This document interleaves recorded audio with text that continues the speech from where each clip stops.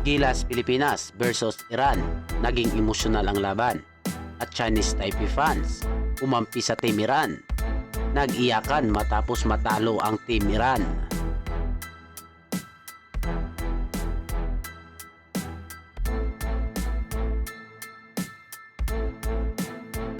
Maganda ang ipinakita ng MJ ng Pinas na si Justin Brownlee, lalo na sina Junmar Pardo at si J. Perez. Nagtala agad si Justin Brownlee ng dalawang magkasunod na 3 points sa opening ng laro sa first quarter. Natambakan ng Iran ng 20 points sa second quarter, ngunit nagkaroon ng minira ng Iran upang makadikit sa laban.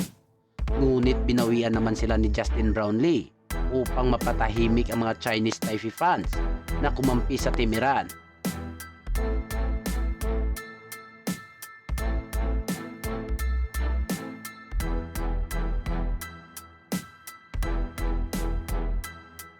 Sunod-sunod naman ang turnover ng Gilas Pilipinas upang samantalahin ng Team Iran. Nagkaroon ng pagkakataon ng Team Iran upang makalamang sa score na 82-83. Bumuhay nga kay Justin Brownlee ang never say die attitude ng Hinebra at nagawang makapuntos ng 2 points sa crucial na laro. Sinubukan namang kunin ng Team Iran ang kalamangan, ngunit bigo itong maipasok ang 3 points attempt sa 3 points area. Wala nang magawa ang Team Iran matapos ma-inbound ng Gilas Pilipinas ang bola at bigo itong makabigay ng foul sa Gilas player.